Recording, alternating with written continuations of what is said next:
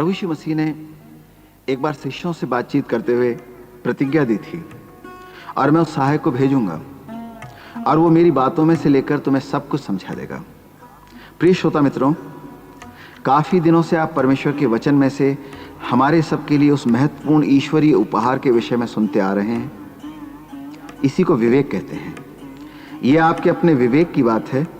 उसी के विषय में परमेश्वर का वचन स्पष्टता से आपके मुंह के सामने दर्पण दिखा रहा है, ताकि आप अपने इस प्रभावशाली व्यक्तित्व से मिल सकें, उसे देख और परख सकें। मेरा भरोसा है इन दिनों में आपकी भेंट उससे हुई हो। यदि नहीं तो मेरी कामना रहेगी कि आप उस विवेक से मिल लें जो इस समय भी आप में उपस्थित है, जो आपके जीवन को परमेश्वरीय वचन के आज्ञा पालन के द्वारा अंधकार से ज्योति में, निराशा से आशा में और नाशवान से अमरता में ले जा सकता है। क्या आप उससे भेंट करने को लालायित और गंभीर हैं? आइए हम आगे विचार करें और परमेश्वर हमारा सहायक हो। हम दुर्बल विवेक पर पिछले दिनों में चर्चा कर चुके हैं और अब हम बलवान विवेक के तथ्यों और स्वरूप पर विवेचना करेंगे। प्रेरित पौलुस ने परमेश्वर के वचन रोमियो के 14 और 15 अध्यायों में कलीसिया के लोगों के बीच परस्पर विचार भेद के मुद्दों पर विस्तृत व्याख्या की है, जिनमें कई निर्बल विवेक के और बहुतेरे बलवान विवेक के व्यक्ति थे। पौलुस ने ये कहते हुए प्रारंभ किया, जो विश्वास में निर्बल हैं उसे अपनी संगति में ले लो, परंतु उनकी शंकाओं पर विवाद करने के लिए नहीं, जैसा 14 अध्याय 1 पद में लिखा है। इसका अर्थ हुआ, शंकापूर्ण चीजों के विषय में बहस मत करो। मसीही विश्वास के जीवन में कुछ शंकायुक्त क्षेत्र भी चले आए हैं। परंपराओं एवं संसार के साथ संगति ने उन्हें बढ़ावा दिया है, लेकिन गत शताब्दियों से आज तक भले और परमेश्वरीय लोग उनसे असहमत रहे हैं। उनका बाहरी स्वरूप और विवरण वैशिष्ट्य एक युग के दूसरे युग में पहले से दूसरी पीढ़ी में बदला हुआ प्रतीत होता है, लेकिन मूल समस्याएं वही बनी रहती हैं। एक सच्चा मसीही, सच्चा विश्वासी क्या कर सकता है? किस सीमा तक एक मसीही उनसे सहमत हो सकता है, उनको सह सकता है? नए नियम के उत्तरकाल में, विशेषतः प्रेरितों के कार्यकाल के समय, रोम की मंडली में समस्या भोजन तथा विशेष दिनों पर उत्सव मनाने के मुद्दों पर केंद्रित थी। निर्बल मसीही केवल साग पात का भोजन करेगा, जबकि बलवान विवेक का विश्वासी सब प्रकार का भोजन खाता था।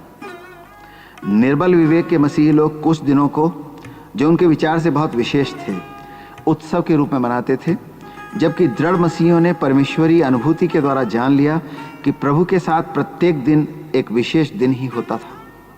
दुर्भाग्यवश दुर्बल मसीहियों ने बलवान मसीहियों का न्याय किया, उन्हें आलोचना की नज़र से देखा, और बलवान मसीहियों ने दुर्बलों को तुच्छ समझा। रोमियो 15 अध्याय 1 पद में पौलुस ने कहा, निदान हम बलवानों को चाहिए कि निर्बलों की निर्बलताओं को सहें, न कि अपने आप को प्रसन्न करें। यहाँ वो उनके लिए चर्चा कर रहा है जो बलवान विवेक के हैं। वो दैहिक बल शक्ति के बारे में नहीं, परंतु आत्मिक शक्ति के बारे में बात कर रहा था, जो तब मिली जब आपका विवेक बलवान होता है, आपको पवित्रात्मा की अगुवाई मिलती है। इसलिए मजबूत विवेक निर्बल विवेक के प्रति तथा परस्पर विरोधी रहे हैं। ध्यान करें, यदि किसी व्यक्ति का दृढ़ विवेक है तो वह व्यक्ति उससे कह सकता है, दूसरे पर प्रकट कर सकता है। पौलुस ने उन या वे के स्थान पर शब्द हम का प्रयोग किया है। निदान हम बलवानों को चाहिए। यदि आपने उस समय पौलुस को प्रश्न किया होता, हमारे प्रिय भाई पौलुस, क्या आप दृढ़ विवेक वाले मनुष्य हैं, तो उसका उत्तर होता हाँ। शायद कोई जन कहे ठीक है, लेकिन क्या एक घमंड या प्रदर्शन नहीं? नहीं, ये घमंड की बात कतई नहीं है। यदि आप जानते हैं कि आपका विवेक सुदृढ़ और मजबूत है, तो आप उसे छिपाने का कोई कारण मत रखिए। यदि आपका विवेक बलवान है, आप पर बहुत महत्वपूर्ण जिम्मेवारियां भी तो हैं। हमारे सामने इस विचार दर्शन का एक सर्वाधिक ध्यान योग्य बिंदु ये है कि जिनका विवेक दृढ़ है, उन व्यक्तियों की चारित्रिक विशेषताएं क्या क्या हैं।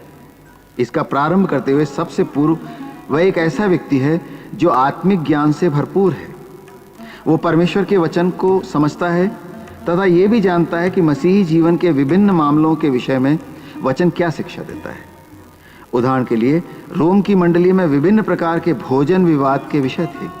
सुदृढ़ विवेक के मसीही तो जानते हैं कि प्रभु यीशु मसीह ने सभी तरह के भोजन पदार्थों को शुद्ध ठहराया था। पौलुस भी जानता था कि परमेश्वर ने सभी वस्तुओं को अच्छा बनाया है। पतरस प्रेरित ने भी इसी सत्य को तब पहचाना था जब वो एक अटारी की छत पर अपने लिए भोजन परोसे जाने की प्रतीक्षा कर रहा था। आप देख सकते हैं प्रेरितों के काम 10 अध्याय 9 से 16 पद। तब उसको प्रभु के आत्मा ने सिखाया कि सब प्रकार के भोजन पदार्थ शुद्ध हैं। अतः बलवान विवेक के मसीही आत्मिक ज्ञान के धनी होते हैं। वे अंधविश्वासों, रीति नीतियों या पुराने नियम की उन व्यवस्थाओं के अनुसार नहीं चलते जिन्हें प्रभु यीशु मसीह ने अपनी देह में क्रूस पर पूरा कर दिया है। वो नए नियम के सत्य, जीवन और मार्ग के अनुसार अपनी यात्रा में बढ़ते हैं। वह वचन के सत्य को समझते हैं। प्रेम उनके जीवन का आधार होता है। क्षमा उनका मार्गदर्शन करती है। इसके बाद दूसरा बिंदु, सुदृढ़ विवेक युक्त व्यक्ति के भीतर विवेचना शक्ति या परखने वाली समझ होती है। उसने अपने विवेक, आत्मिक योग्यताओं तथा ज्ञानेंद्रियों का अभ्यास तथा प्रयोग किया है। वो जानता है कि सही क्या, गलत क्या है तथा इसलिए वो ठीक निर्णय करने में योग्य होता है। वो बराबर अपने विवेक को अभ्यासित करता है। वो अपने परमेश्वर के वचन और आज्ञाओं के पालन करने से डरता नहीं, हिचकिचाता नहीं, उनका प्रयोग करता है। यूहन्ना 7 अध्याय के 17 पद में प्रभु यीशु ने कहा, यदि कोई उसकी इच्छा पर चलना चाहे तो वह उस उपदेश के विषय में जान जाएगा। परमेश्वरी इच्छा पर चलना, उसका आज्ञा पालन आत्मिक ज्ञान में स्वतः ही परिणित हो जाता है। सुदृढ़ विवेकी व्यक्ति समझ वाला पुरुष है, क्योंकि वह अपनी आत्मिक प्रवीणताओं को अभ्यास में प्रयोग करता है। वो विश्वास के द्वारा कदम उठाता है, भरोसा रखता है तथा परमेश्वर के वचन का आज्ञाकारी बना रहता है। मेरे प्रिय श्रोताओं, आज्ञा पालन के लिए तैयार होइए।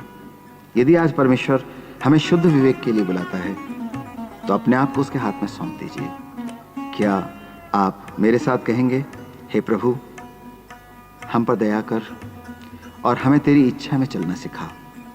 तेरे पवित्र नाम में शांति दे, आशीष दे। आमीन।